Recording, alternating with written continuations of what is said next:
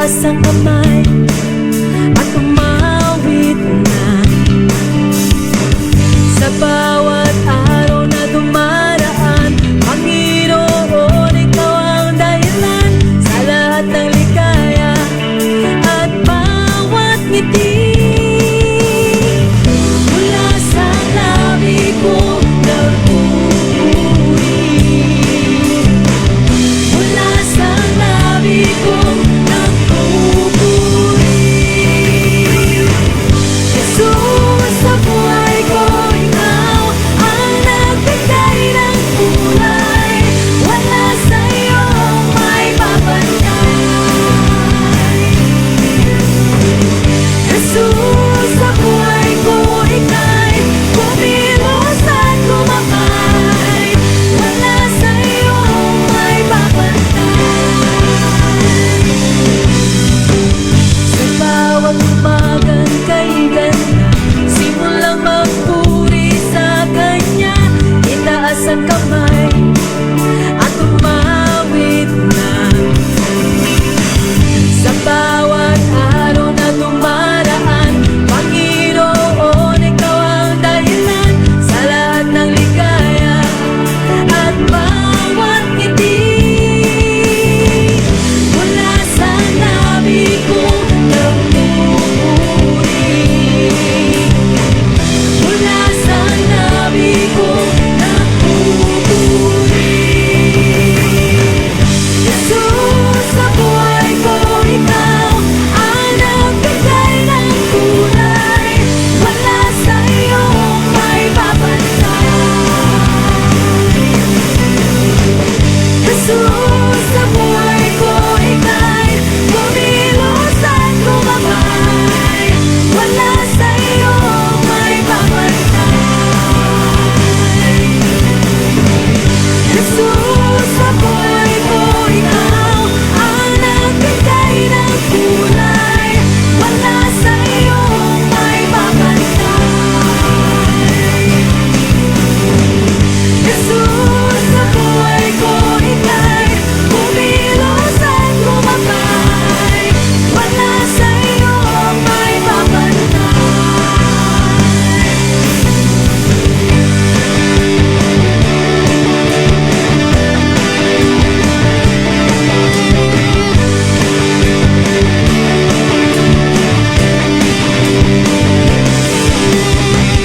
Salamat, salamat sa iyong ginawa.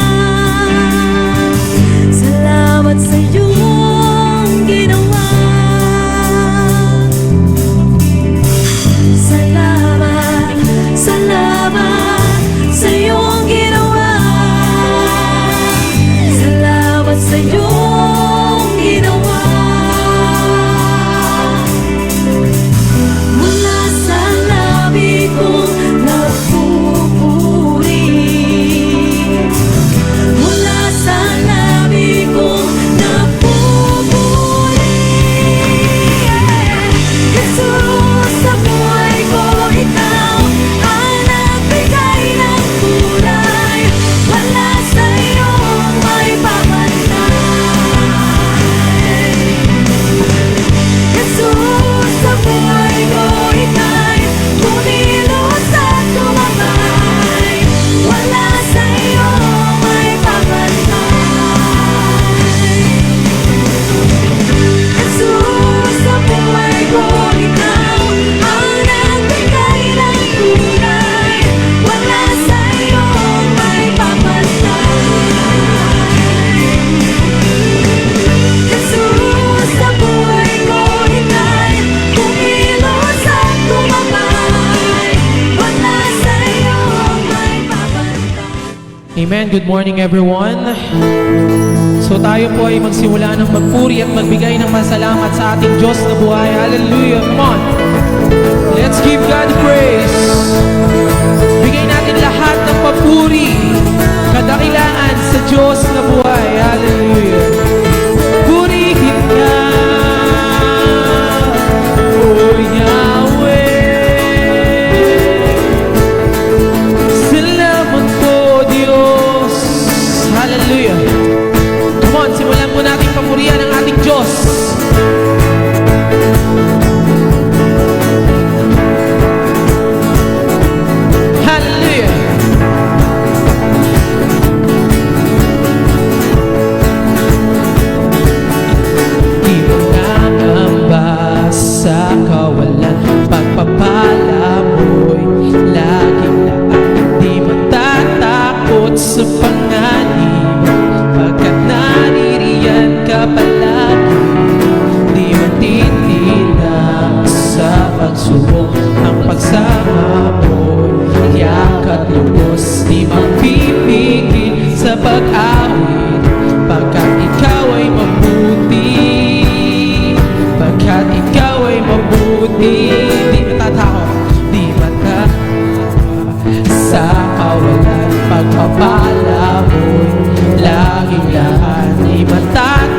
takot sa panganib, pagkat naririyan ka palagi.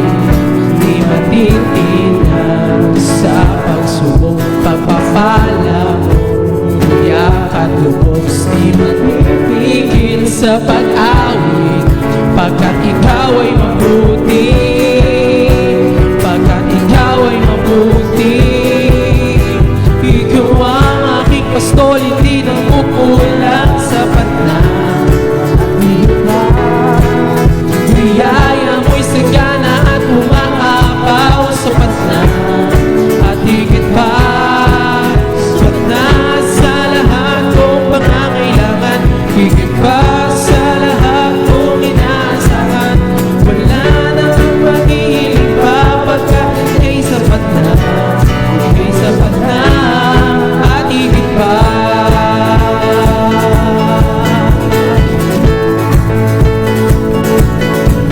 Di mangangamba sa kawalan, pagpapala mo'y laging lahat. Di matatakot sa panganib, pagkat naririyan ka palagi. Di matitinag sa pagsubok, ang pagsama mo tiyak at lubos. Di na may pigil sa pag-awit, pagkat ikaw ay mabuti. Sige, awitin mo. Pagkat ikaw ay mabuti, ikaw ang aking pastol, hindi ang kukulang, sapat na. At higit pa, biyaya mo'y sagana at umaapaw, sapat na. At higit pa, sapat na sa lahat kong pangangailangan, sa lahat kong inaasahan. Wala namang maghihiling pa, pagkat ika'y sapat na, ika'y sapat na. Ikaw ang aking pastol, hindi magkukulang, sapat na. Higit na, biyaya mo'y sagana at umaapaw, sapat na. At higit pa, sapat na sa lahat kong pangangailangan, sa lahat kong inaasahan. Wala nang maghihiling pa, pagkat ika'y sapat na, ika'y sapat na. Ikaw ang aking pastol, hindi magkukulang, sapat na. At higit pa, biyaya mo'y sagana at umaapaw, sapat na. At higit pa, sapat na sa lahat kong pangangailangan, sa lahat kong inaasahan. Wala nang maghihiling pa, pagkat ika'y sapat na, ika'y sapat na. Ikaw ang aking pastol, sapat na. At higit pa, biyaya mo'y sagana at umaapaw, sapat na. Sapat na sa lahat kong pangangailangan, higit pa sa lahat kong inaasahan. Wala namang maghihiling pa, pagkat ika'y sapat na, at higit pa.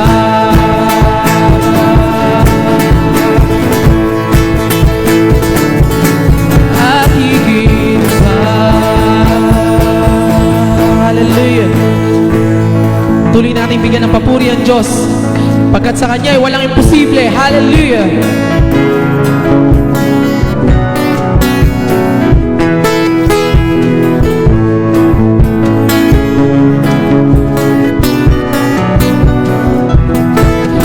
Posible kahit imposible, kaya kahit di na kaya. Sa Panginoon, posible kahit imposible, kaya kahit di na kaya. Magtiwala sa Panginoon.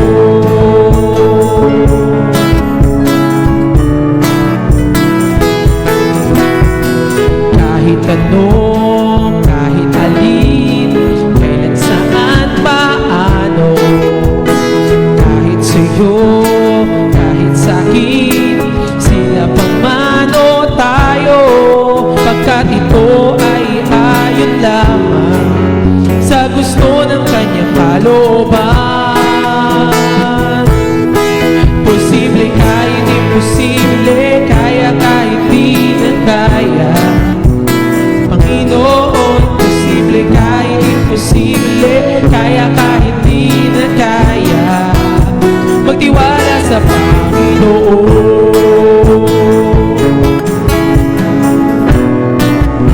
Magtiwala sa Panginoon.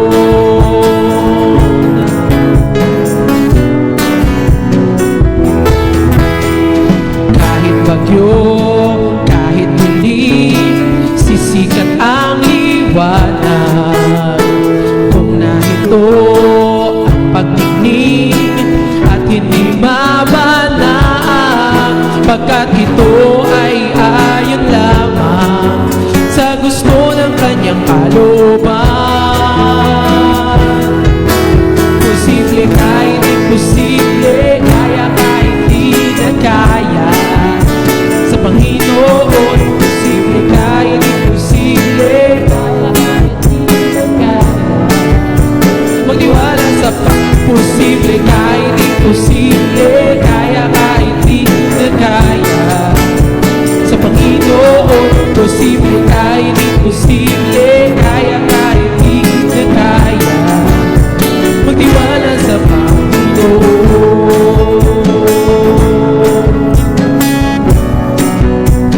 Magtiwala sa Panginoon.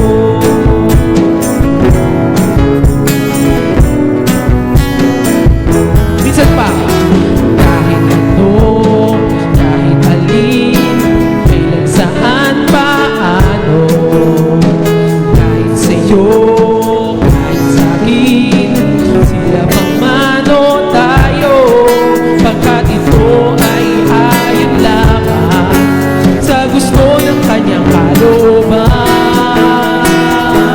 Awitin mo, simple kahit imposible, na kaya. Sa Panginoon, posible kahit imposible, kaya kahit di na kaya. Magtiwala sa posible kahit imposible, kaya kahit di na kaya. Sa Panginoon, posible kahit imposible, kaya kahit di na kaya. Magtiwala sa posible kahit imposible, kaya kahit di na kaya. Sa Panginoon, posible kahit imposible, kaya kahit di na kaya. Pagtiwala sa posible kahit imposible, kaya kahit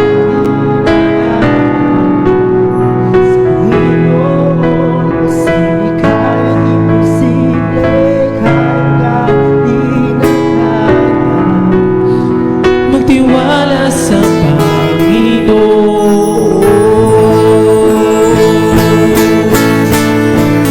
Hallelujah. Patuloy tayong magtiwala sa Panginoon. Jesus' name. Hallelujah.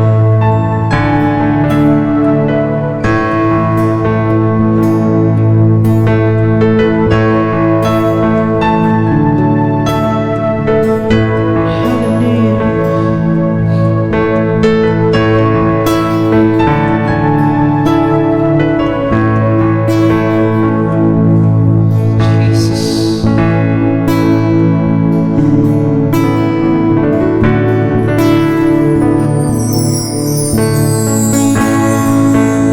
Hallelujah. Oh, Jesus Christ. Higit pa sa aking kailangan,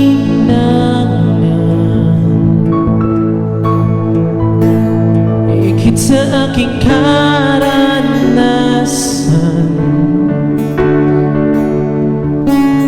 higit sa aking isipin, ay kaya mong gawin.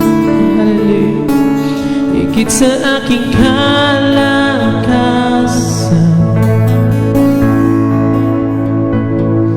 di minsan may hindi na kulang.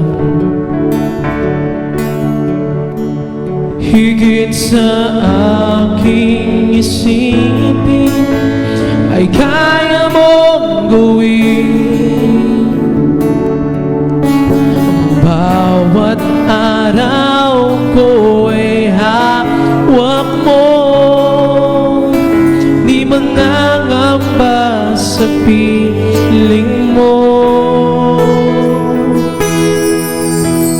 Walang mahirap sa'yo,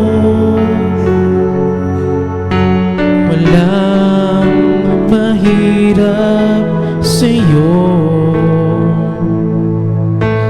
Ikaw ang Panginoon na makapangyarihan.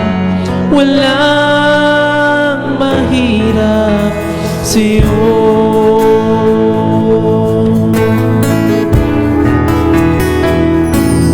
Higit sa aking kailangan,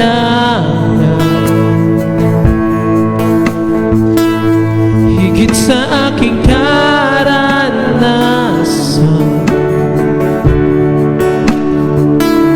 higit sa aking isipin, ay kaya mong gawin. Higit sa aking kalakasan,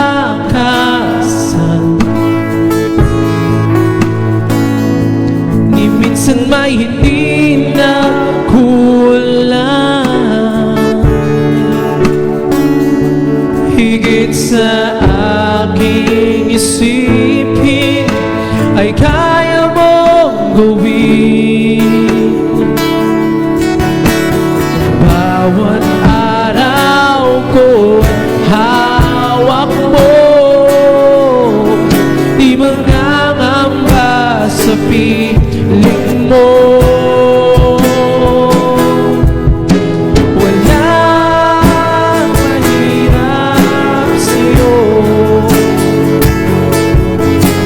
walang mahirap sa'yo.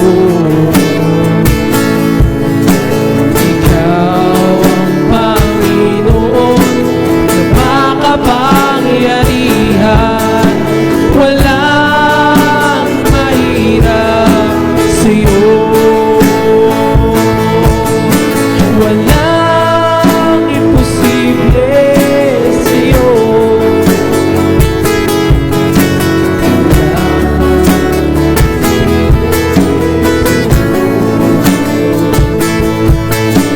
Ikaw ang Panginoon na makapangyarihan. Walang imposible sa'yo. Walang mahirap, walang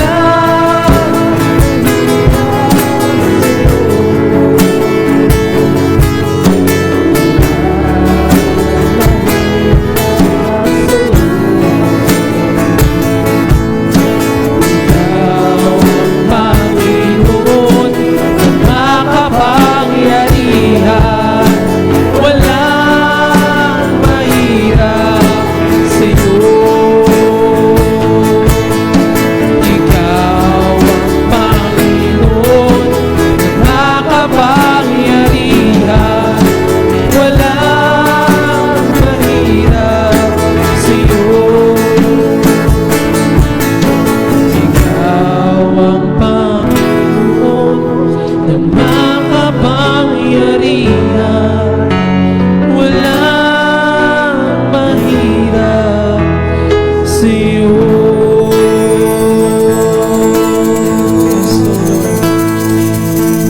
Walang mahirap sa'yo, Panginoon. Hallelujah.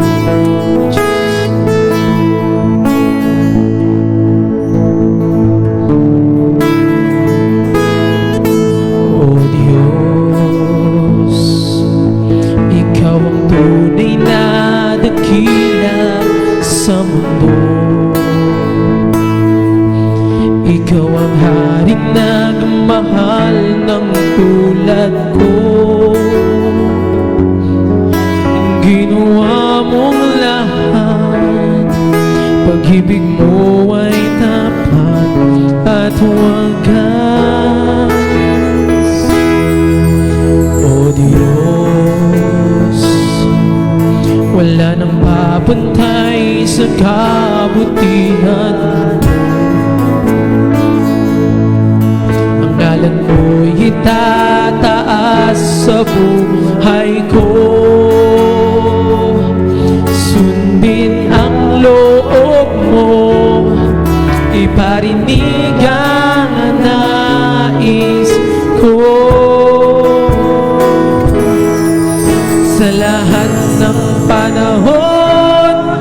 Diyos ka sa amin sa lahat ng oras. Nariyan para sa amin, Panginoong Yesus, purihin ka. Dakilain ka sa buhay ko, aming Ama.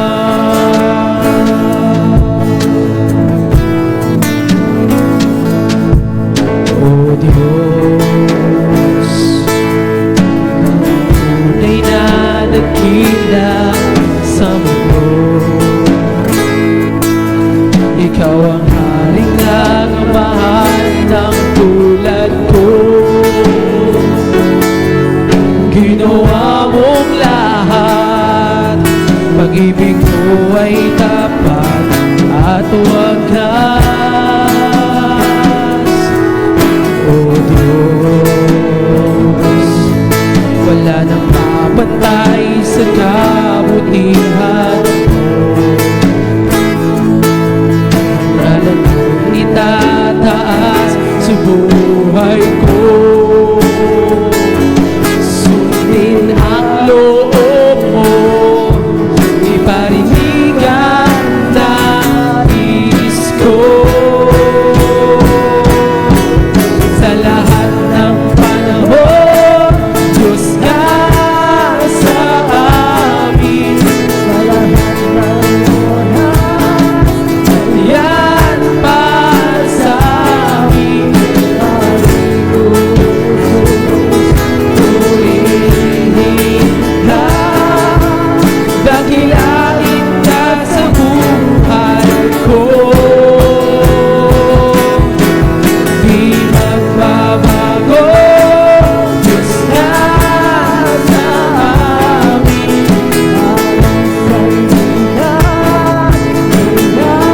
Para sa amin, Panginoong Jesus. Magliwanag ka sa buhay ko. Magliwanag ka sa buhay ko. Magliwanag ka sa buhay ko, aming Ama. Hallelujah.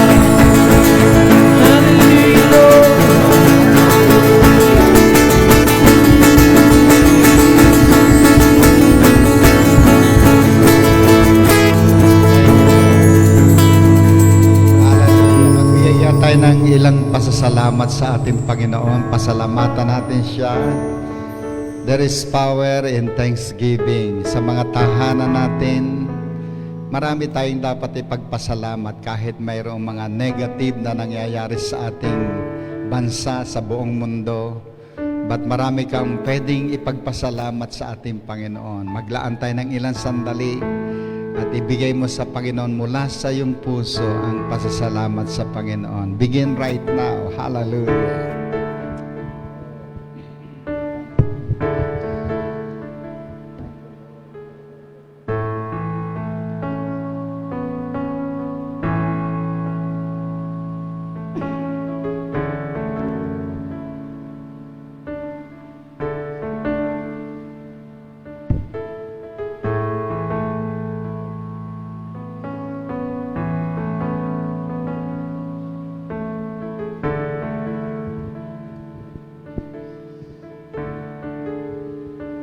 Amen. Thank you, Lord. Heavenly Father, salamat pong muli sa pagkakataong ito. Bagamat kami ay magkakahiwalay physically, ay binubuo mo kami spiritually, Panginoon.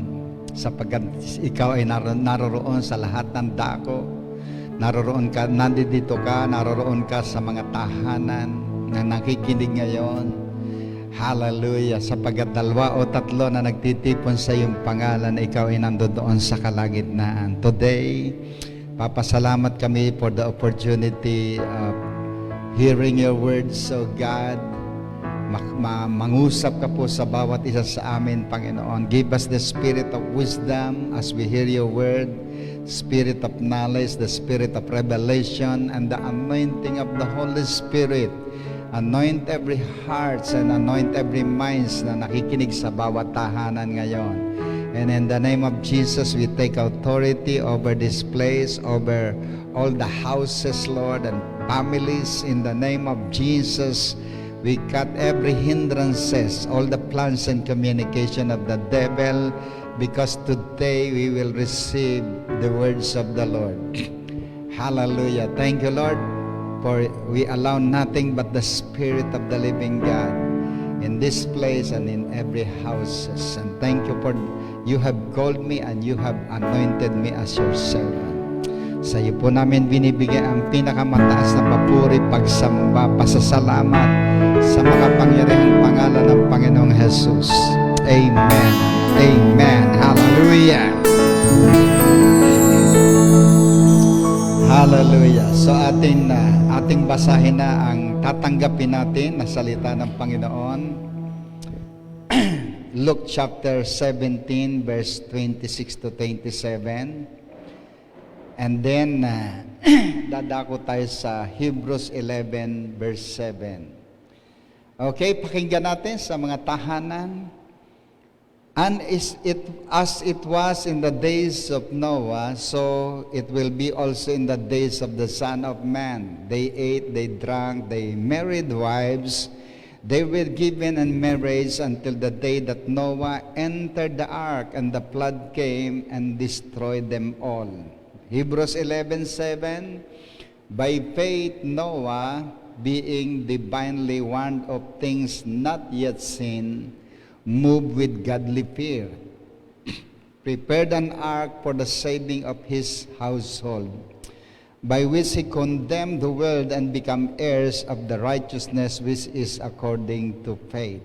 Pagpalain ng Diyos ang pagkabasa ng salita niya. Hallelujah. Amen. Sige, palakpakan natin ang Panginoon. Sa mga tahanan, palakpakan natin ang Panginoon. Okay, so ang ating topic ngayon ay as in the days of Noah. Ngayon, tatanungin natin ay katulad ni Lot ay napakatagal na panahon na yan, mga libon taon na. In the days of Lot, mga 4,000 years approximately. But mas nauna si Noah, approximately mga 5,000 years ago. Pero bakit pinapaalala ng Panginoon ang mga nangyayari ng panahon noon? At ang dalawang ito na ipinaalala kay Lot at saka kay Noah is the judgment of God. Nais kong ipaliwanag sa inyo na kapag nag-judge ang Panginoon, hindi ibig sabihin ay wala siyang pag-ibig o wala siyang puso. But nag-judge ang Panginoon because of the sin of the people. And then pareho yung kay Lot, pareho din yung kay Noah.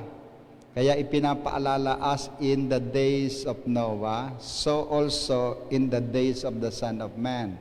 So ipinapaalala dito ng Panginoon, yung pangyayari ng una ay inuulit lang ngayon ng mga tao. Because sabi ng Panginoon, as in the days of Noah, so it will be also in the days of the Son of Man. So ang ibig sabihin, kung yan ay ipinapaalala ng Panginoon, mahalaga yan. At kailangan talagang paghandaan. Because nung panahon ni Lot, hindi nakahanda yung mga tao, namatay sila, nagkaroon ng judgment ng Panginoon. And during the time of Noah, ay hindi rin nakinig ang mga tao, napakasama din ng mga tao, hindi sila nagrepent. At kung papansinin mo, ay parehong tigisa lang pamilya ang naligtas. Ang pamilya ni Lot naligtas. And then, yung pamilya din ni Noah, yun din sila lang din ang naligtas kasi walang naniwala sa kanila.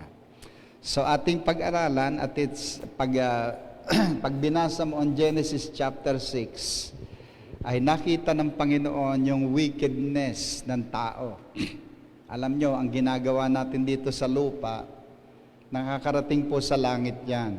Lahat ng kasamaan o kabutihan na ginagawa ng tao dito sa lupa, na umaabot sa langit. And then sabi sa Genesis chapter 6 ay nakaabot sa langit yung wickedness ng tao. And it pained, it grieved the heart of God. Nagigrieve po ang Panginoon pag nagkakasala ang tao. It pained, yung nandoon yung pain. But purihin ng Panginoon, mayroong isang lalaki na nanatili doon sa kalooban ng Panginoon. At yan ay sa buhay ni Noah. Sabi sa Genesis chapter 6, but Noah found grace in the sight of the Lord. He found favor in the sight of the Lord. So, salamat sa Panginoon sapagkat tayo naligtas. Iyan ay dahil sa biyaya ng Panginoon. Yan ay favor ng Panginoon sa atin kasi tayong lahat dati mga makasalanan. Pero tayo inabot ng ating Panginoon. Katulad ng panahon ni Noah, inaabot niya ang mga tao, pero wala lang maniwala. But today, I believe maraming naniniwala. Kahit na yung iba hindi naniniwala, pero marami pa rin maliligtas. And that is the favor of God. Iyan ang biyaya ng Panginoon sa atin. Salamat sa favor ni Lord, tayo'y na iniligtas ng ating Panginoon.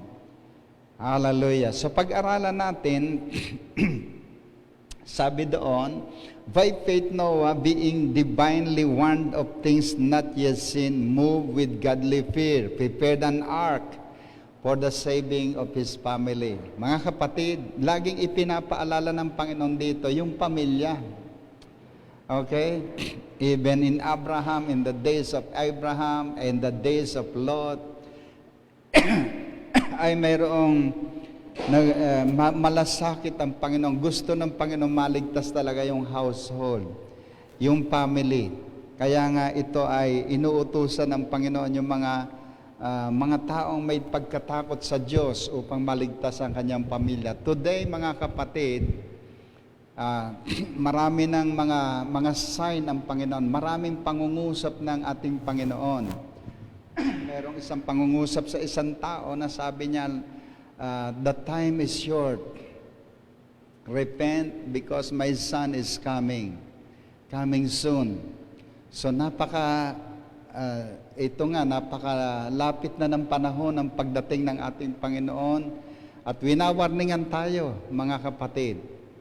At gusto ng Panginoon maligtas, lalong-lalo ng ating pamilya, sapagkat He cares for our family. Nagmamalasakit ang Panginoon sa ating pamilya. So as in the days of Noah, sino ba yan si Noah? The man who built the ark. Okay? Yan ang si Noah, at yan ay makikita natin, alam ng lahat ng mga tao ang kwento kay Noah. Sino ba siya? Sabi sa Bible, he was a godly man. Siya ay godly. Kailangan godly, mga kapatid. Mga tao nagiging makadiyos lang pag may crisis. So, hindi po dapat ganon. Hallelujah. Pag sinabing godly, every day of your life, you are godly. You are walking in the ways of God. Sapagkat ikaw ay godly, hindi mo na hinihintay na magkaroon ng mga crisis at mga pandemic sa mundo ito for you to be godly.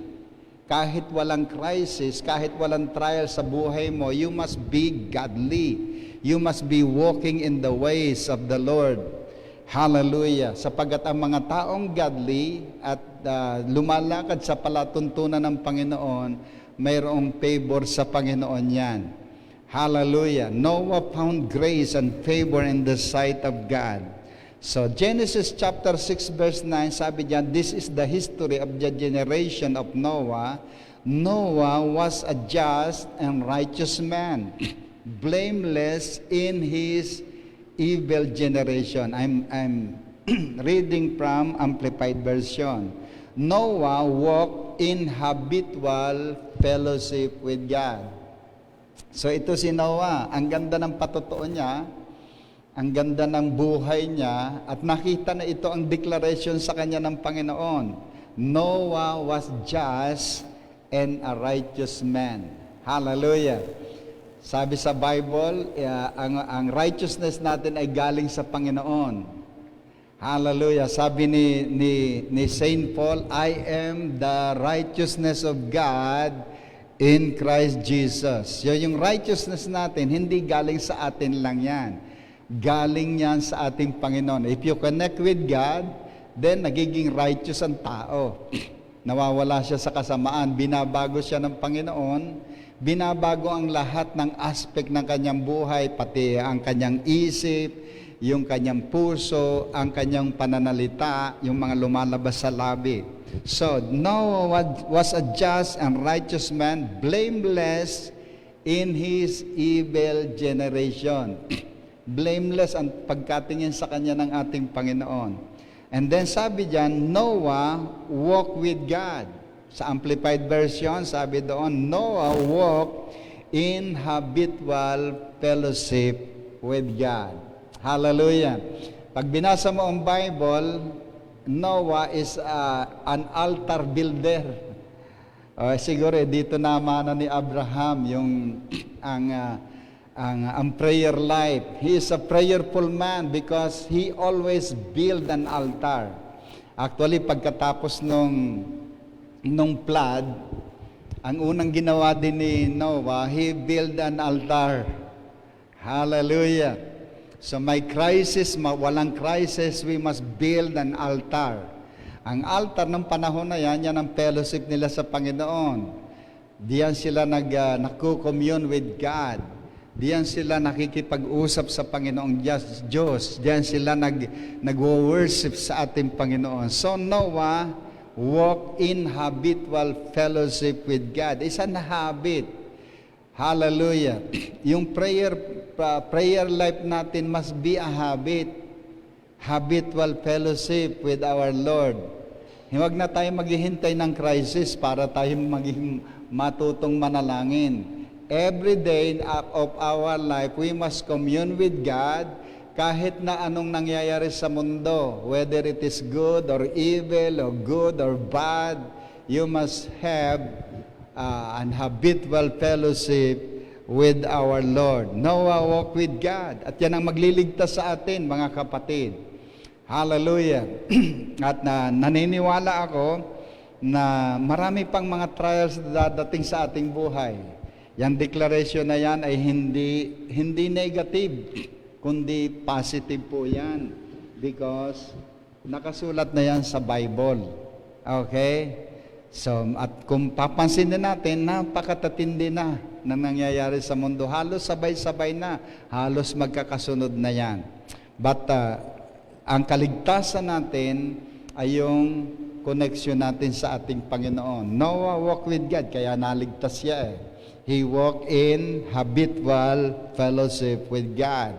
Number 2, he was a family man. Siya ay may pamilya. Genesis chapter 6 verse 10, sabi doon, Noah became the father of 3 sons, the Shem, Ham, and Japheth. Okay, actually diyan nagsimula din ang mga tao. At after the flood ay na-wipe out ang lahat ng tao, lahat ng mga hayop, at ang natira lang ay ang pamilya ni Noah. 8 po sila sa kanilang pamilya. Si Noah, yung kanyang may bahay, si Shem, Ham, and Japheth, meron din silang asawa. So he was a family man. Number 3, o letter C, he was a unique man. Bakit ba unique? Pag sinabing unique, merong pagkakaiba siya lang. Kakaiba lang siya. Dapat sa mundong ito, mga Kristiyano, kakaiba ka. Amen? Wala kang compromise sa mundong ito. Marami mga Kristiyano nagko-compromise. You must be unique. Ibig sabihin, kakaiba ka. Merong nakikitang iba sa'yo. Iba ang iyong ugali. Iba ang iyong karakter. Iba ang mga lumalabas sa iyong labi. Sapagkat marami dito sa mundo, nagsasabi sila yung mga religious men, pero yung mga labi nila ay masasama. Mga nagmumura, pero religious yan. Okay? So we must be unique sa mundong ito. Kakaiba ka sa mundong ito. Ibig sabihin nun, hindi mo ginagawa ang ginagawa ng makamundong bagay na narito sa lupa. Sabi doon, bakit unique siya? Sabi sa Genesis chapter 6 verse 11 to 12, now the earth was corrupt in God's sight and was full of violence. God saw, nakikita ng Diyos. Ayan, God saw how corrupt the earth had become, for all the people on earth had corrupted their ways. So, anong panahon ni Noah, kaya sinabi ng Panginoon, as in the days of Noah, ganun din, pareho yung nangyayari. Pareho ba ang nangyayari in the days of Noah? Hanggang ngayon, mas worse pa ngayon. Actually, siguro dinidelay na ng Panginoon lang, ng by grace na lang, dapat noon pa hinukuman ang mundong ito. Dahil sa kasamaan ng tao. Okay, sabi diyan, the earth was corrupt in God's sight. It was full of violence. God saw how corrupt the earth. So hindi nalilingid sa Panginoon yung nangyayari sa mundong ito, ang lahat ng ginagawa ng mga tao sa mundong ito. Hindi nalilingid sa Panginoon. God saw it. God saw the corruption of men. And then sabi diyan, it was full of violence. For all the people on earth had corrupted their ways. Nung panahon ni Noah, ang mga righteous lang, yung 8. Wala nang iba, yung pamilya lang ni Noah. Yung kanilang heart and imagination of their mind is full of evil. Marami mga taong ganan ngayon, full of evil, kahit na anong gawin mo, naroroon pa rin. Batay nangangaral ngayon para maligtas at mabago ang kanilang ugali. When they repent and return to the Lord, magkakaroon ng pagbabago ang mga ugali ng mga tao. And then, having rejected the Lord, they rejected the Lord. Matindi pag nireject ng tao ang Diyos. Sasama talaga ang kanyang buhay. Sapagkat walang mabuti, walang kabutihan maliban sa pinanggalingan na yung ating Panginoong Diyos. Pag na ang tao ay nireject niya ang Diyos, immediately and automatically sasama ang kanyang buhay. Magiging wicked ang kanyang buhay. So ang mga tao ito, they rejected the Lord. The men and women of the world at that time had sunk into a deep pit of violence, hatred, abuse, murder, dishonesty, and every ugly expression of depravity of the human heart. So nung panahon ni Noah, ganun din ang panahon ngayon, mga kapatid. Napakasama ng mga tao. Wala ng puso talaga, nandoon ang violence, nandiyan ang patayan, nandiyan ang hatred, nandiyan ang abuse. Maraming ina-abuse sa mundong ito. Nandiyan ang abortion, pinapatay, lalo na sa Amerika. Maraming abortion sa Amerika. Millions na mga unborn children ay namamatay through abortion, murder, mga dishonesty. Yan, masusubok ngayon ang mga dishonesty sa pamamigay ng amelioration. Ayan, di ba? Maraming nandadaya. Nakikita natin, marami daw nandadaya. Maraming yung iba hindi nakakatanggap na dapat tumanggap. Okay. And every ugly expression of the depravity of the human heart. So, kailangan tinitingnan ng Panginoon ang puso natin, mga kapatid. Hallelujah. Man looks at the outward appearance. Sabi sa 1 Samuel, but God looks at the heart. Kaya ang tao nadadaya because we are always looking for outward appearance. Nakikita natin magaganda ang damit, maayos ang panlabas, but inside is depravity, wickedness. Ayan, kaya hindi tayo makakapagkaila sa ating Panginoon because God looks at our hearts. Hallelujah. Meron po akong nabasa patungkol doon sa isang lugar sa China. Ang tawag sa kanilang lugar na yun ay Xingping Township. It's a beautiful city. Napakagandang syudad. So, nagtayuan sila ng magagandang bahay doon at naging careless talaga. Naging careless ang kanilang buhay, parang Sodom and Gomorrah na, pero napakaganda ng lugar. Hindi nila ina-appreciate sa ating Panginoon yung lugar na yon. At ng Panginoon ay nagpadala ng mga Kristiyano to evangelize. Mag-evangelize sa lugar na yun, baka sakaling mag-repent at magbago. Araw-araw merong nag-i-evangelize ng mga Christian. But I tell you, not one believes. Walang isa mang naniwala. So anong ginawa ng Panginoon? Noong May 12, 2008, hindi ito nabalita di ba? Basta May 12, 2008 at 2:28 in the afternoon, nagkaroon ng earthquake.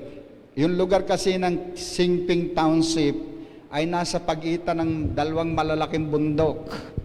Nang magkaroon ng earthquake, natabunan yung buong lugar na yon.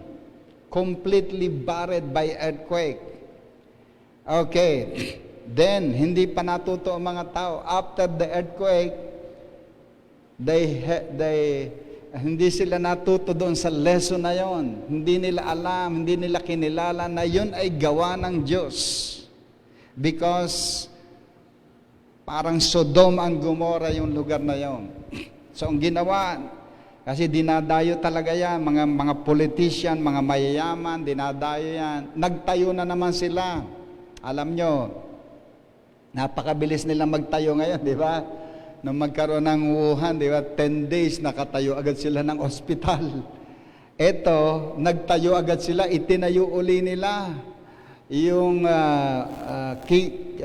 Xingping Township na yon. Nagtayo ng magagandang bahay, lugar at mga establishment, nagtayo na muli sila. At hindi sila natuto. So, nagpadala ang Panginoon. Alam mo, ang Panginoon nagpapadala ng warning bago mag-judge ang Panginoon. Amen.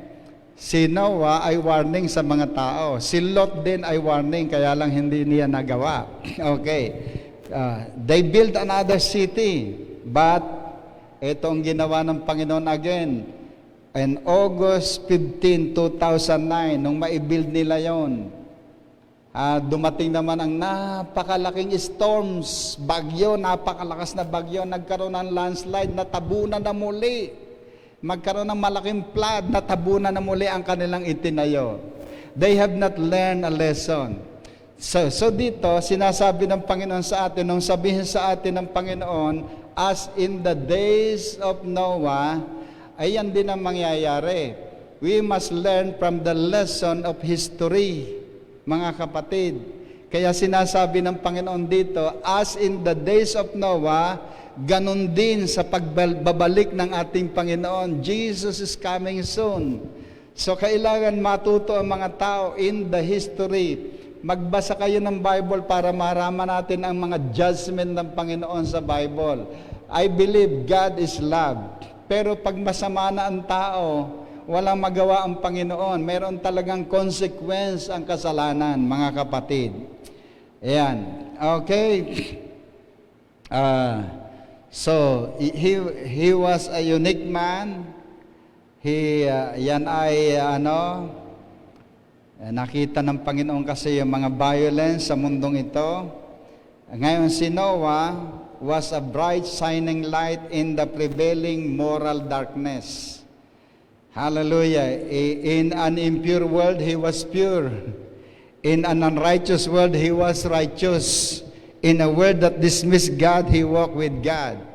Can you imagine, mga kapatid, nung utusan ng Panginoon, because of the wickedness of man, sabi ng Panginoon, gugunawin ko ang mundo.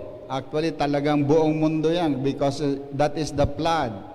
Pag ikay pumunta sa mga bundok, makakita ka ng mga shell. Bakit may mga shell dyan? Wala naman dagat dyan. Yan ay natabunan nung panahon ni Noah. Okay? Then, bago gunawin ng Panginoon, nagbigay ng direksyon ng Panginoon. Okay? Bago ang judgment, mayroong mga word ang Panginoon sa atin. Bago ang pagdating ng ating Panginoong Jesus, merong mga word ang Panginoon sa atin. Hindi basta tayo ginajudge ng Panginoon. Binibigyan tayo ng warning. Ang warning, binibigyan tayo ng pagkakataon ng Panginoon na mag-repent, manumbalik sa ating Panginoon. Hallelujah! The days are coming. Meron talagang judgment. So, winarningan ng Panginoon. Ang unang winarningan ng Panginoon si Noah. Sabi ng Panginoon, Noah, gugunawin ko ng mundong ito because maraming mga tao ang ayaw sumunod sa akin. Meron silang corruption, wickedness, depravity of a heart. At sabi ng Panginoon, gugunawin ko yan. Pero may direksyon ng Panginoon. Sabi ng Panginoon, build an ark. At nung sabihin ng Panginoon, build an ark, ay talagang sumunod si Noah. Para bang at that time.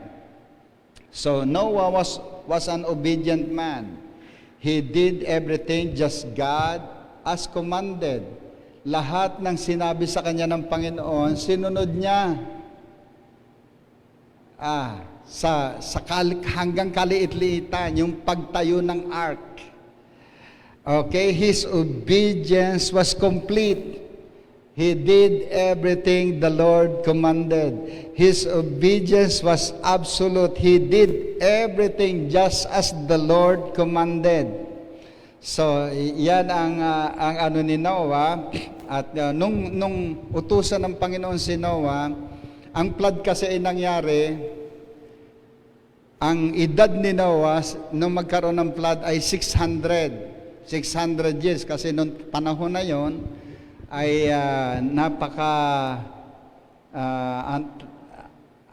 matagal ang buhay ng mga tao ng panahon na yon. So kung 600 years na dumating yung flood, at ang paggawa kasi ni Noah sa arko ay umabot ng ilang years? 120 years. Can you imagine 120 years? Pwedeng sabihin ni Noah, Lord, matanda na ako. But approximately, mga 480 siguro siya na magsimula siyang magtayo ng ark because yung flood ay dumating ng 600 years old siya. So maybe 480 nung utusan siya ng ating Panginoon. So he built an ark specifically. By faith yan, mga kapatid. Bakit by faith? Because at that time, I believe ito ang paniwala ko, because sabi sa Genesis chapter 2, walang ulan. Wala pang ulan ng panahon na yon. Walang sinabi between Genesis chapter 2 hanggang Genesis chapter 6 na may ulan. Sabi sa Genesis chapter 2, walang ulan. So, hindi talaga kapanipaniwala sa natural, sa physical, nung sabihin ng Panginoon kay Noah, magkakaroon ng flood. At ang mga tao na yan, mga kapatid, walang idea kung ano yung flood, kung ano ang baha. Ngayon, pag sinabi sa atin ng Panginoon babaha, ay madali tayong maniwala kasi marami na tayong naranasan ng baha. Pero nung panahon ni Noah, wala silang nararanasang baha. Okay? So, 120 years na ginawa ni Noah yan. Yung barko na yan. Very specifics doon sa instruction ng ating Panginoon. Kaya kung anong sinabi sa atin ng Panginoon, yun ang ating dapat gawin. Huwag nating baligtarin.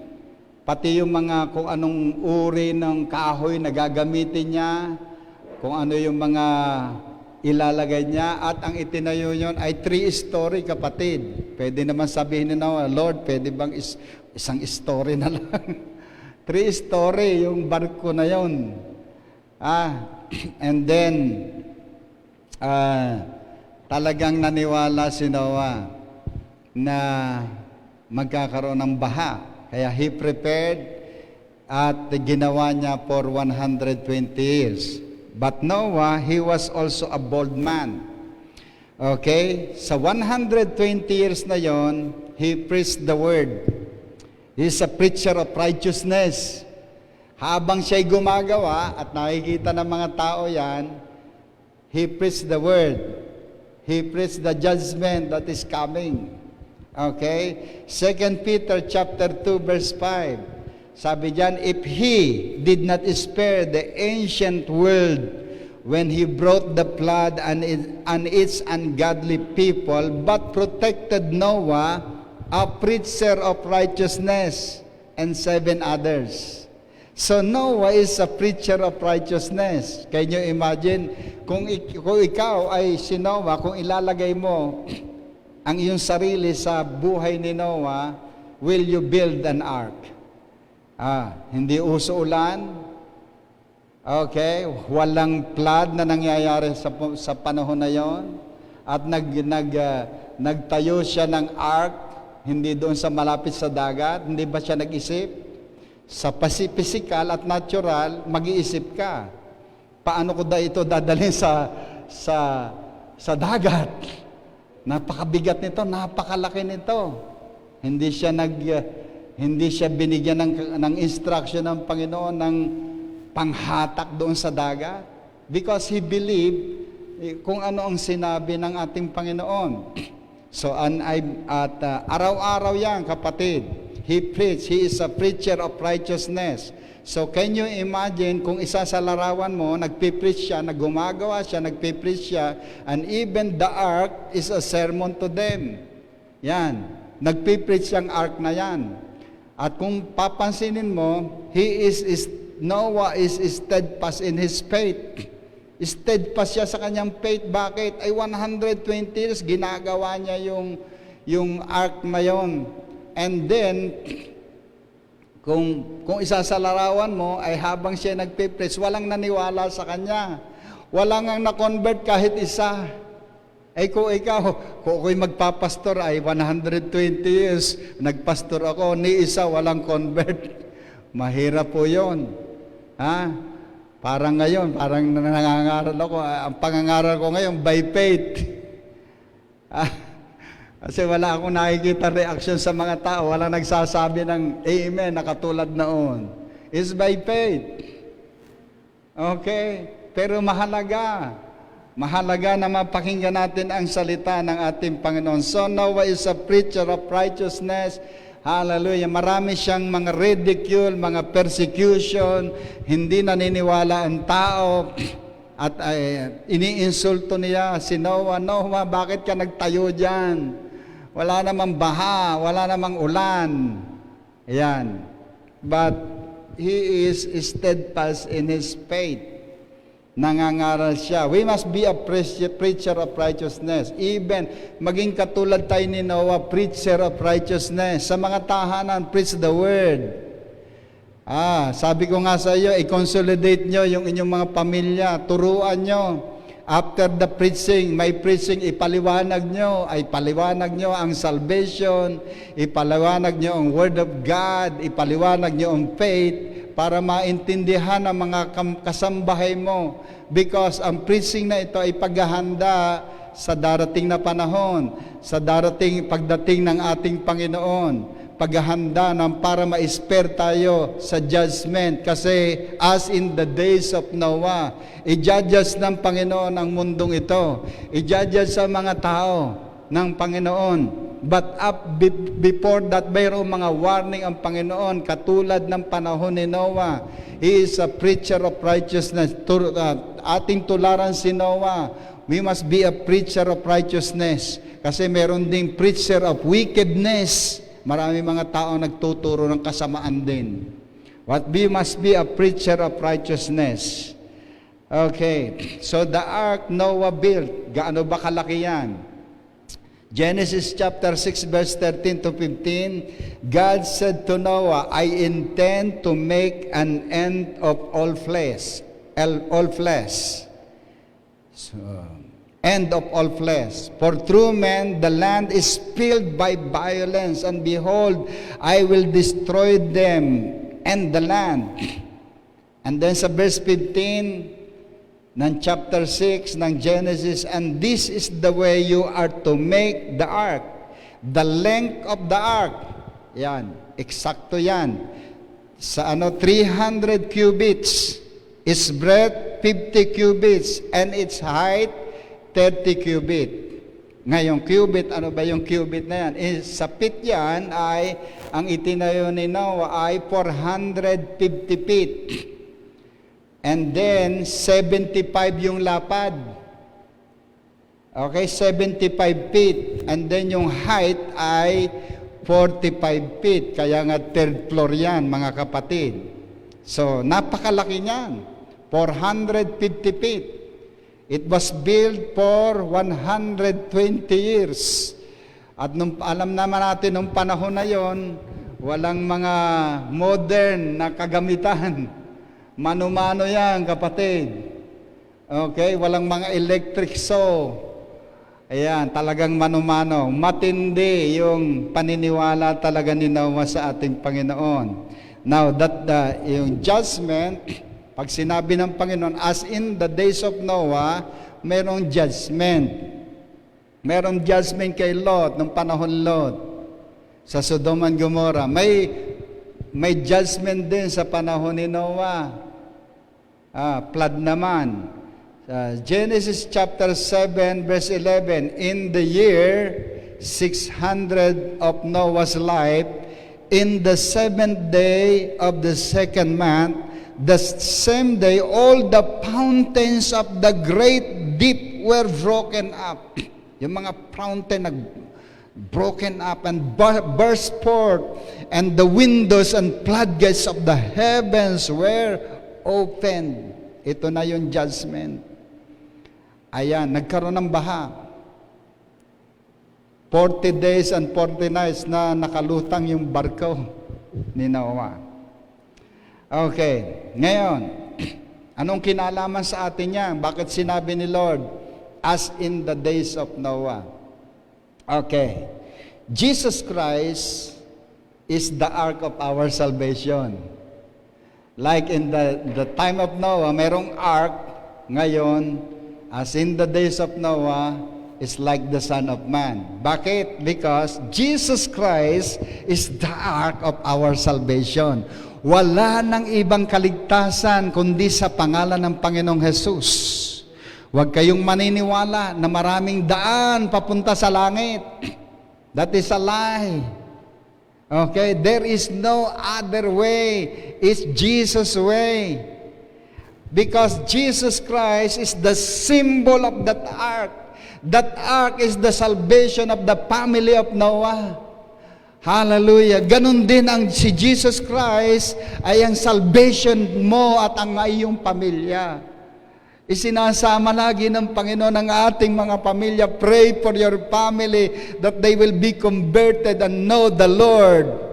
Magkaroon ng pagkakilala sa ating Panginoon ang kanilang buhay. But why? Jesus Christ is the ark of our salvation.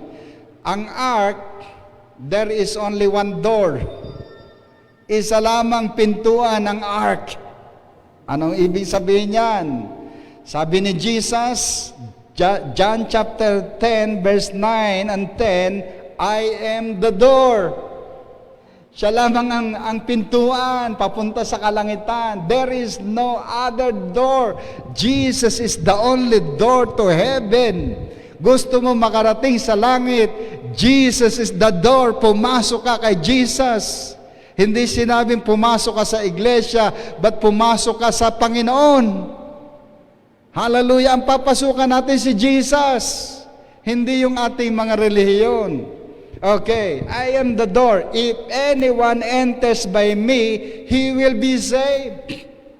Kapatid, pag pumasok ka sa ating Panginoon, you will be saved. Pumasok ka sa pintuan, Jesus is the door. And I will go in and out and find pasture. So Jesus is the ark, is the symbol of that ark. Isa lamang ang pintuan ng ark. Isa lamang door. Is Jesus only. Jesus the way, the truth, and the life. No one comes to the Father but by me. 1 Peter chapter 3 verse 18 to 21. For Christ also suffered once for sins. Nagsuffer ang Panginoon. It's like Noah. Noah is suffering when he built the ark. Isipin mo, matanda na siya pero napakalaki ng vision na ibinigay sa kanya ng Panginoon. Araw-araw nagtatrabaho. Araw-araw nagpipreach ng word. Nagbibigay ng warning. At Jesus Christ also suffered once for sin, the just for the unjust, that He might bring us to God. Si Jesus Christ ang ipinadala dito. He suffered for our sins. Siya ang naparusahan dahilan sa ating mga kasalanan. Siya ay walang kasalanan. Bakit siya ay naparusahan? Dahil sa ating mga kaparusahan ng ating mga kasalanan. Dinala niya yan. Being put to death in the flesh, but made alive by the Spirit. Hallelujah. The good news is, namatay ang Panginoon, inilibing siya, but He resurrected. Nabuhay ang Panginoon, buhay siya. Siya'y nandiyan sa mga tahanan, sa mga pamilya nyo, naririyan ang Panginoon. Sa mga nakikinig ngayon, naririto ang Panginoon. Nasa mga tahanan nyo ang Panginoon. Alive ang ating Panginoon. By whom also He went and preached to the spirits in prison, who formerly were disobedient, where once the divine long-suffering waited in the days of Noah. Binanggit na naman ang days of Noah, while the ark was being prepared, in which a few, that is 8 souls were saved through water. Yung water, it's symbolize salvation of baptism. Okay, actually, hindi sa baptism yung ating kaligtasan, is through Jesus Christ. But once you are saved, you must be baptized. Kasi iniutos ng Panginoon yan. So, only one ark. Isa lang ark. Hindi sinabi ng Panginoon, build 100 ark, Noah. O build 50 ark. But there is only one ark. At yung ark na yon, there is only one door. Only one ark, only one door. Sabi uli ng Panginoon, I am the way, the truth, and the life. No one comes to the Father except through me. Siya lang ang kaligtasan natin. Mga kapatid, na nakikinig sa bawat tahanan, sa bawat pamilya, ang kailangan mo si Jesus para ikay maligtas. Hallelujah. Sabi sa Romans chapter 10, if you believe in your heart that God has raised Him from the dead, you will be saved. Confess. If you confess with your lips that Jesus is Lord and believe in your heart that God has raised Him from the dead, you will be saved. Ang salvation natin ay nasa ating Panginoon. Hallelujah. Thank you, Lord. Sa panahong ito, natatakot ang mga tao sa coronavirus. Kailangan natin ng Panginoon. Ngayon, huwag ka lang mag-isip o magnais ng kaligtasan ng iyong pisikal na katawan. Ang pinakamahalaga ay yung spiritual mong kaligtasan. Hallelujah. Believe in the Lord Jesus Christ. You will be saved. Your soul will be saved. Hallelujah. And nakikita natin dito yung ipinatayo ng Panginoon. The ark was so strong that it preserved everyone and everything inside. Kasi ang nagturo ang Panginoon ay perfect talaga pag nagbigay ng instruction ng Panginoon. Kasi alam ko na matindi yung daluyong nung panahon na yun. Daluyong ng mga alon at hangin. Napakalakas na yan. But the ark was so strong that it preserved everyone, everything inside. Ano ba ang laman ng ark? Yung 8 sa pamilya ni Noah. At yung bawat tigigisang pares na mga hayop. Buti pa ang mga hayop naniwala sa judgment. Maraming mga tao, matatalino naman pero ayaw maniwala. Yung katalinuhan nila magpapahamak sa kanila. Mabuti pa yung mga hayop. I believe merong mga giraffe, elephant, lion na naniwala. Buti pa ang mga hayop na naniniwala. And I tell you, totoo yan, kapatid. Okay? Totoo yan. Bakit? Alam mo ba, kapag ka nagkakaroon ng mga lindol o mga pagputok ng bulkan, ang una nakakaalam ay ano? Yung mga hayop. Bago pumutok ang bulkang mayon, nakita nila nagbabaan yung mga hayop doon sa bundok. Mga ahas. Ayan, buti pa ang mga hayop. Merong magandang instinct na nalalaman ng judgment. Mga tao ay parang baliwala lang sa kanila. Sana itong ninanais natin, sana pagkatapos ng coronavirus na ito, maraming naligtas, maraming naniwala sa Diyos, maraming nagpatuloy. At sasabihin ko sa inyo, hindi lamang pag mayroong pandemic o mga crisis o pestilence na maniwala ka sa Panginoon. How about pagkatapos ng pestilence at pandemic na ito? Anong mangyayari sa buhay mo? Anong gagawin mo? Ikaw ba'y magpapatuloy sa pananampalataya? O sasabihin mo, napakaganda na naman, okay na naman. Pwede na naman tayong mag-happy-happy. Pwede na naman tayong bumalik sa mga bisyo at mga kasalanan. No way. Pag binago ka ng Lord, that it is. Binago ka talaga ng ating Panginoon. Because sabi sa Bible, if anyone is in Christ, he is a new creation. Old things have passed away, but all things become new. Yung old na wala na. Ngayon naging bago ka na. Pagkatapos ng pandemic na ito, and I believe tapos na yan. Amen? Hallelujah. Kailangang magpatuloy ka sa ating Panginoon. And those who come to Christ find that they are not only saved, they are saved forever and eternally secure. Ayan. Pag naniwala tayo sa Panginoon, you are eternally secure. Amen? Kasi hindi lang physical ang kaligtasan mo. Hindi lang material ang kaligtasan mo. Eternal yan, kapatid. Kaya sinasabi ko, pag naligtas ka, abay yan ang pinakamagandang nangyari sa buhay mo. Because papunta yan sa eternal life. Ibig sabihin, hindi ka mapupunta sa impyerno.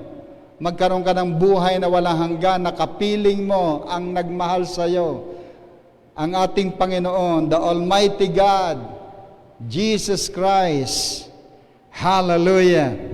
So, they are saved. So, once, ito ngayon, after ng sabi ng Panginoon, bago bumaha, nagpadala ng flood ang Panginoon, sabi doon, isinara na ang pintuan. At ang Diyos ang nagsara. Hallelujah. Once God shut the door, no one else could enter. Isinara na ng Panginoon. Siguro nung nando dito na ang baha, marami na naniwala ang tao hanggang sa lumalangoy na sila. Noah, naniniwala na kami. We believe. Kaya lang, the door was shut already. Kapatid, anong sinasabi ng Panginoon yan? Sa panahong ito, binigyan na tayo ng maraming warning. Pagputok ng bulkan, coronavirus, fire in Australia, napakadami. Okay? Sa totoo lang, marami ng warning ang Panginoon sa mga nangyayari ngayon. Sa Israel, maraming namatay na mga bats. Ano tawag diyan? Mga paniki. Bumabagsak na lang sila. Sa iba-ibang bansa, mga dolphins, nakikita nila doon sa mga dalampasigan. By hundreds namamatay. Mga ibon, bumabagsak na lang. Yung mga isda namamatay sa meteors. Mayroong meteors na bumabagsak na ngayon, kapatid. Okay? So, ayan, may panahon pa tayo. Winawarningan tayo ng Panginoon. At katulad nung panahon ni Noah, once God shut the door, no one else could enter. Pag dumating na ang Panginoon, huli na yon. Ngayon may panahon pa tayo, may panahon pa tayong manampalataya, may panahon pa tayong magsisi, may panahon pa tayong magbago. Ito ay mga boses o tinig ng ating Panginoon, warning ng Panginoon, because once the door was shut, it would not be open again until the flood was over. Pag sinara na ng Panginoon, wala na makakapasok. Ngayon, bukas pa, kapatid. Bukas pa ang salvation. Now is the day of salvation. Bukas pa. But pag sinara na ng Panginoon, I believe, nung siguro na lumalangoy na sila, Noah! Naniniwala na kami! Kaya lang, the door was already shut. This is the time of salvation. Huwag kang pahuli. Today is the day of grace. Mabiyaya pa ang Panginoon ngayon. The door of salvation is open to all who care to enter. Ayan. Nung bukas pa ang pintuan, marami pang dapat makapasok doon. Maraming dapat naniwala. Lahat, they are free to come. Meron kasing film na ginawa about Noah. Parang hindi biblical kasi tinataboy niya ang mga tao. Tinataboy ang mga tao. Okay? But ang ark ay ginawa para sa mga tao. Dapat napuno ng mga tao 'yon. Yung mga taong naniwala, okay, Noah. Wala pa ang flood, naniniwala na kami. Pasok. You are saved. You are saved. Kaya lang wala. Ni isa. For 120 years na nangangaral si Noah, ni isa. Walang naniwala. Ito, ang 2020 is a year of preparation. Nung sabihin kong hindi natin alam kung anong mangyayari sa kinabukasan o sa hinaharap, ang ibig ko sabihin nyo, yung specific. Pero alam natin darating si Jesus, alam natin na ito yung mga Book of Revelation. Alam natin may pagtatatak, mayroong 666. Ang sinasabi ko dong hindi natin alam yung kinabukasan ay yung specific na mangyari. Like the coronavirus, hindi natin alam, biglang dumating. You do not know. Even the earthquake, hindi nga natin alam kung magkaka-earthquake o hindi. Kahit ang mga volcanologists, hindi naman specific sila, puputok ng ganitong oras. Wala. Pawarningan lang tayo. Nag-aalburuto ang bulkan. Be prepared. Hindi nila alam kung kailan puputok yan. So be prepared, mga kapatid. Patindi ng patindi ang pagsubok natin. Ang only salvation natin ang ating Panginoon. Siya ang ating pag-asa, wala nang iba. Ang una nang i-secure nyo yung inyong salvation, ng inyong souls. Receive the Lord as your Lord and Savior. Repent, return to God. Lagi ko sinasabi yan. Because yan ang sinasabi ng Panginoon, time is short. Time is short. Repent. Because sabi ni Lord, my son is coming. Jesus is coming soon, as in the days of Noah. Heavenly Father, thank you once again sa mga salita mo, sa mga warning mo sa amin. Hipuin mo, Panginoon, ang bawat pamilya na nakikinig ngayon. Tanggapin niyo ang Panginoon sa inyong buhay. Repent and believe in the Lord Jesus Christ. Maniwala kayo sa ginawa ng Panginoon doon sa krus ng Kalbaryo. In order for you to be saved, believe in the Lord Jesus Christ. Yung ginawa niya na siya'y namatay, binayaran niya ang ating mga kasalanan, binigyan tayo ng pagkakataon na maligtas through the Lord Jesus Christ, because there is only way, one way to heaven, and that is the Lord, our Savior. Siya lang kasi ang namatay para sa iyo. At namatay siya para iligtas ang iyong kaluluwa, ang iyong buhay, magkaroon ka ng buhay at buhay na walang hanggan. Repent and believe in the Lord Jesus Christ. Hallelujah. Receive Him as your Lord and Savior. Hallelujah. Mayroon pang panahon, kapatid. Bukas pa ang pintuan. Hallelujah. Noah found grace and favor in the sight of God. Pag tinanggap mo ang Panginoon sa iyong buhay, you will find grace and favor in the sight of the Lord. Hallelujah. At ililigtas ka niya sa lahat ng kasamaan. Thank you, Father. Thank you for your word. Thank you for the Holy Spirit. Thank you, Lord, sa mga nakinig, Panginoon. Pagpalain mo sila, ingatan mo sila, at nire-rebuke namin again yung mga virus, any kind of pandemic at virus na yan, in the name of the Lord. Hallelujah. Tinapos mo na yan, Panginoon. Hallelujah. By your blood, we can overcome every crisis in this world. By your blood and by your name, in the name of Jesus Christ. Hipuin mo ang bawat isa, yung mga may karamdaman sa mga tahanan, Lord, hipuin mo, pagalingin mo, and I declare health and healing sa mga tahanan. Maging yung mga nakikinig sa ibang bansa, Panginoon, Lord, protect them, Father God. Yung mga frontliners, Lord, protect them. Hallelujah, in the name of Jesus. Hallelujah. Lord, patuloy ka magbigay ng wisdom sa aming presidente, Panginoon. In Jesus' name, malutas ang mga problemang ito, gamitin mo siya. At siya'y nagsabi rin, Panginoon, ikaw lang, sinabi ng aming presidente, ikaw lang ang makakalutas ng problemang ito. Thank you, Father. Salamat po sa pagtuturo mo sa mga tao through this pandemic. Hallelujah. I believe maraming naniwala sa iyo. I believe maraming magbabalik loob sa iyo. Alam ko maraming maliligtas, Panginoon, because you have warned them through this pandemic of coronavirus.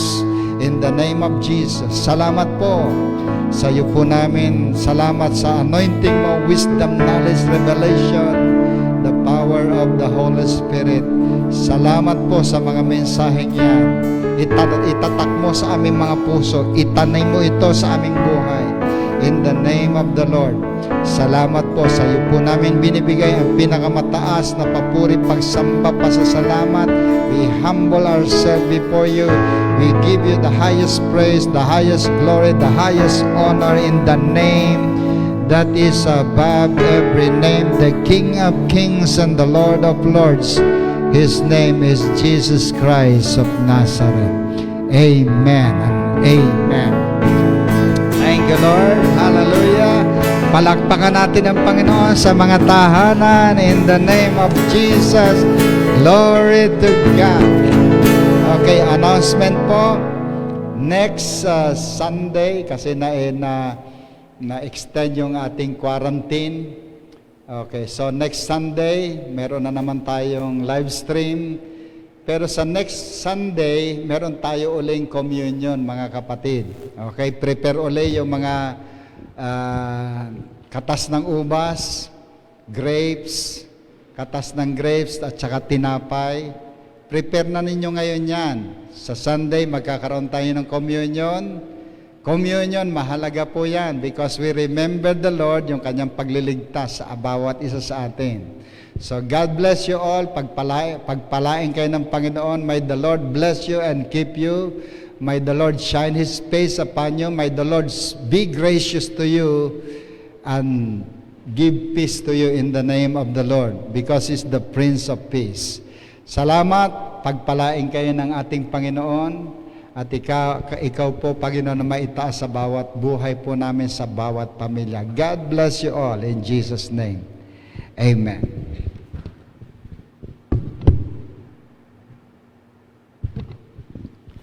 Okay, konting paalala lang po. So, yung ating mga leaders sa church, yung 12 namin ni Pastor, yung 144, mag-create po kayo ng mga group chat kung sino po yung marunong. So, siya na yung mag-invite.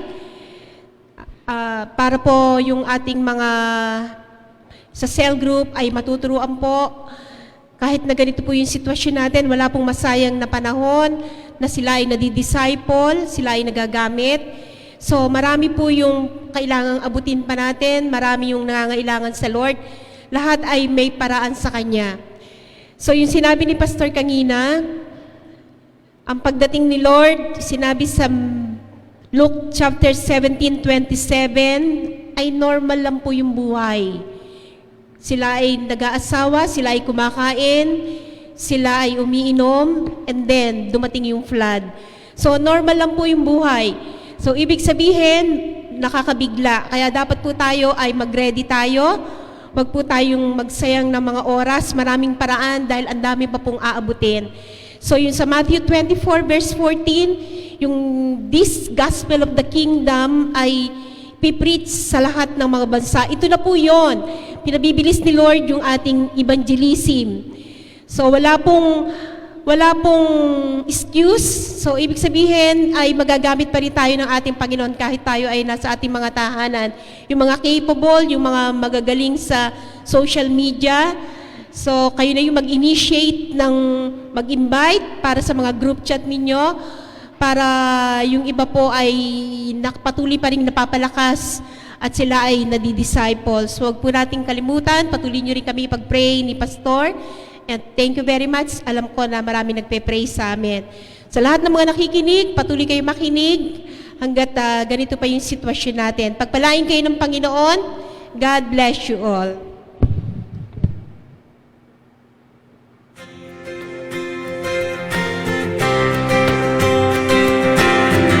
The Bible says it's a good thing to give thanks to the Lord. Amen.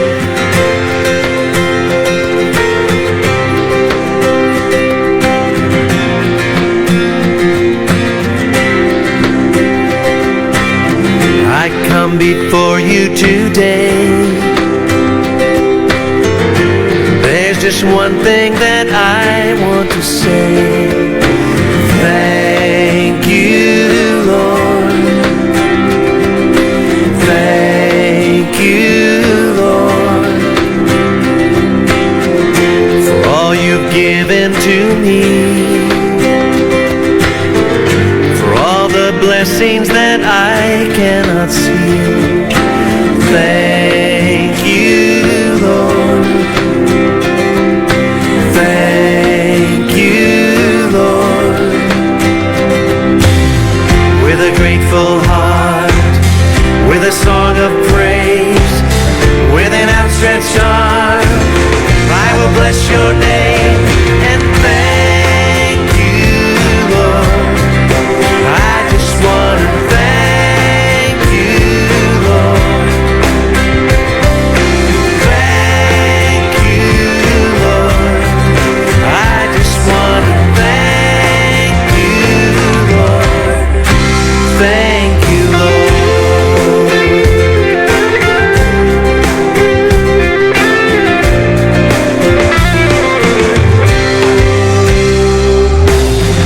For all you've done in my life,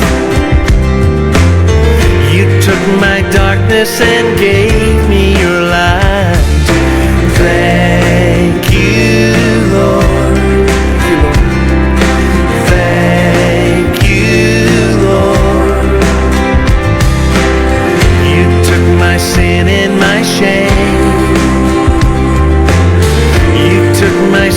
sickness and healed all my pain. Thank you, Lord. Thank you, Lord. With a grateful heart, with a grateful heart, with a song of praise, with an outstretched arm, I will bless your name and thank you, Lord. I just want to thank you, Lord. Thank you, Lord. I just want to thank you, Lord. Thank you, Lord. Thank you, Lord. I just want to thank you, Lord. Thank you, Lord. I just want to thank you, Lord. Thank you, Lord. We thank you, Lord. Yes, we do. For all you've done, for all you're going to do.